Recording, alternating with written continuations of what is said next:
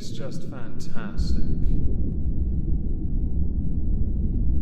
Captain's log, subdate 21027.1.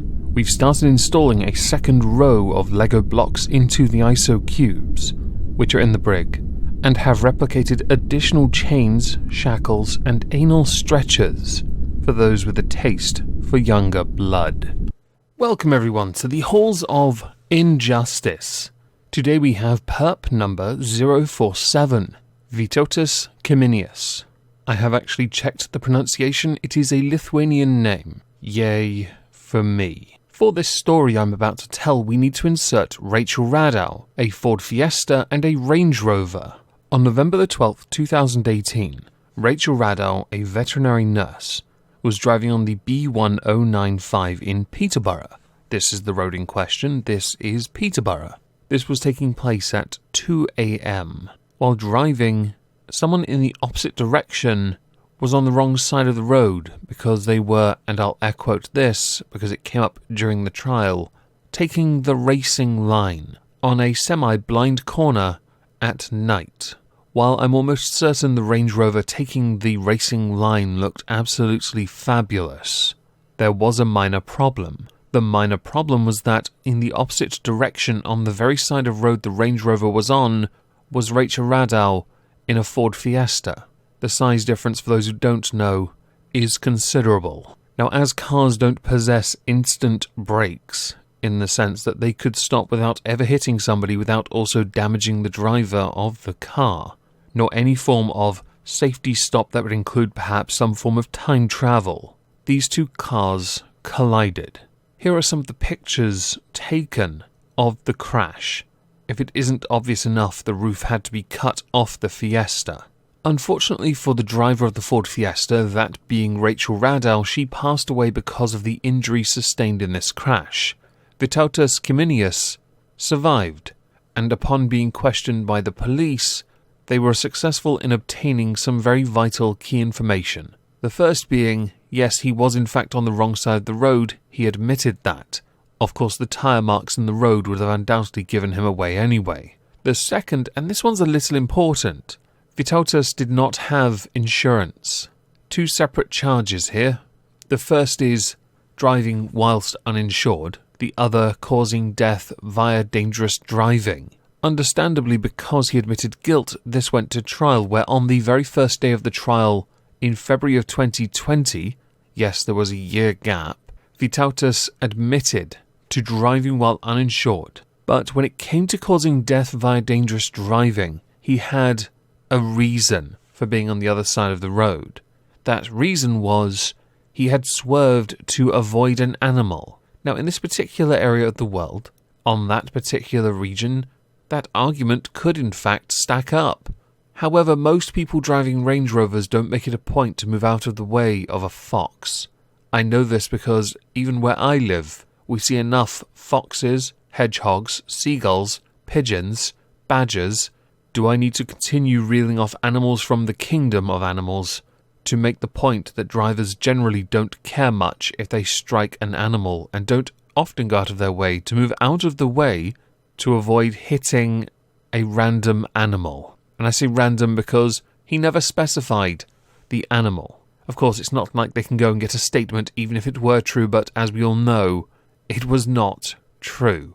Because of the early admission of guilt and the lack thereof for the second charge, he was found guilty. This video seems very short, doesn't it? But there's more to this. A lot more. After being found guilty, he was granted bail before sentencing. And this is the part where it gets interesting. Vytautas Kiminius was sentenced to 4 years and 6 months for the charge of death via dangerous driving, and 9 months for driving whilst uninsured.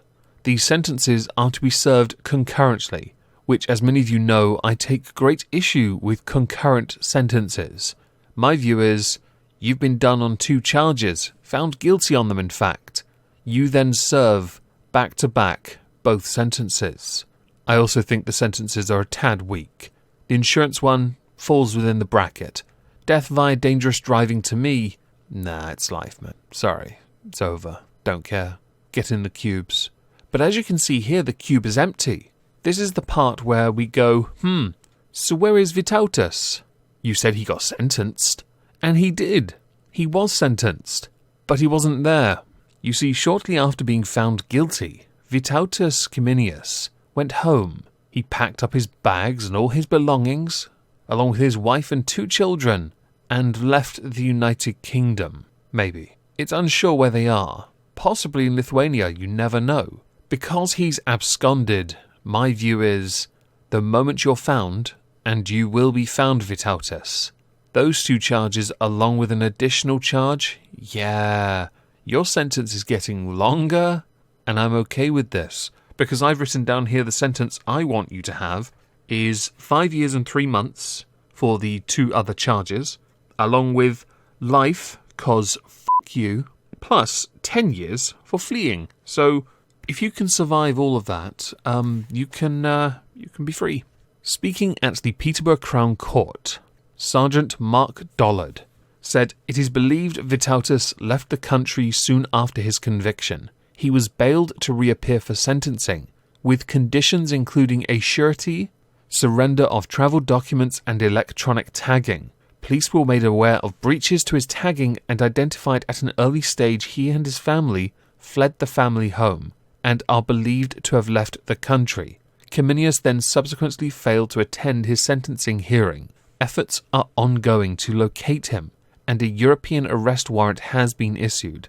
The fact he left the country before he could be sentenced has been incredibly upsetting for the Radwell family. We are still engaging with the family through specially trained officers, and they have asked for their privacy to be respected. It is extremely frustrating Kiminius has absconded, and I urge anyone who has information concerning his whereabouts to contact Cambridgeshire Constabulary, quoting Op.